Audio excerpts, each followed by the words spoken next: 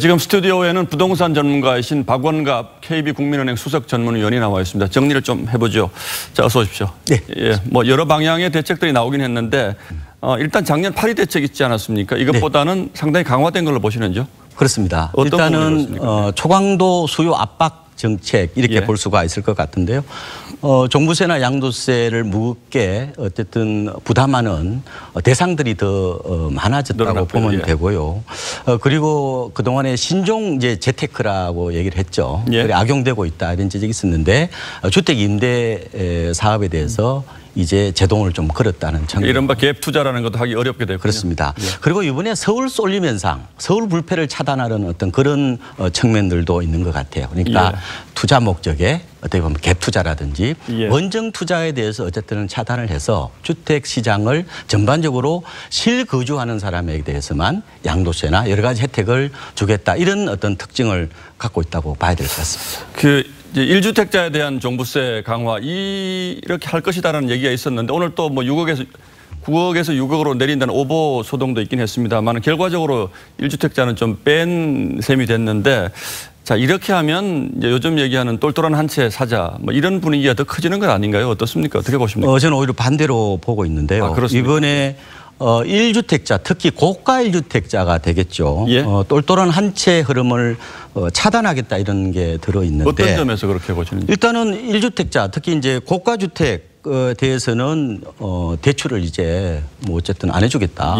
알아서 살아 이런 게 있고 또 고가 1주택에 대해서는 실제로 2년 이상 거주하지 않으면은 장기보유 특별공제를 30% 정도만 그것도 15년에 해주겠다니까 아무래도 불이익을 받을 수밖에 없는 것 같고요. 그리고 강남에 주로 이제 30평형 아파트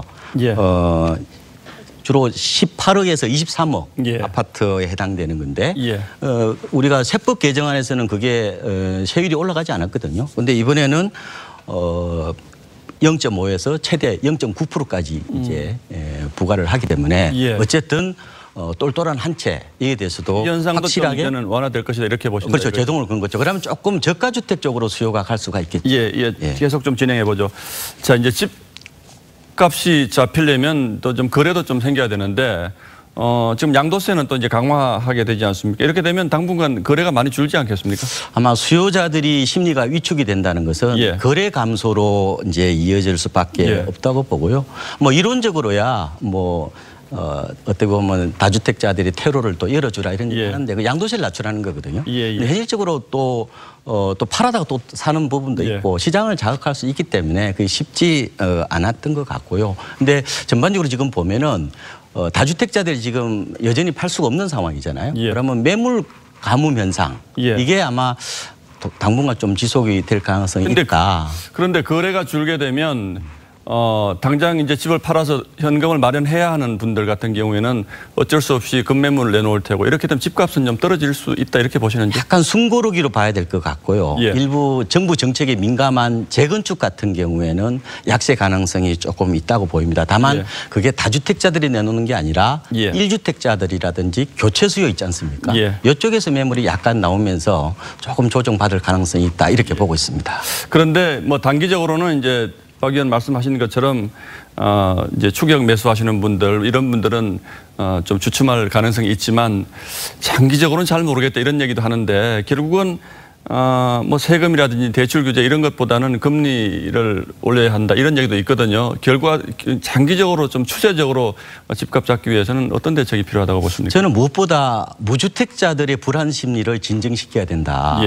무주택자들의 불안 심리가 극에 달하면은 항상 시장은 비이성적 과열 모습이 나타났거든요. 지금이라도 집을 사야 된다. 이번이 마지막이다 하는 그런 조바심과 불안감을 이제 꺾어야 된다는 건데 그러면은 내가 기다리면은 뭐 좋은 곳에서 싸게 내 집장만 할 수 있다는 그 신호가 저는 믿음이 되도록 해야 된다. 결국 공급 대책이 그렇습니다. 공급 대책인데 지금 뭐 재개발 재건축 쪽은 워낙 폭발성이 강하니까 결국 이제 그린벨트 일부 좀 풀고 또 도심 유유지 있지 않습니까?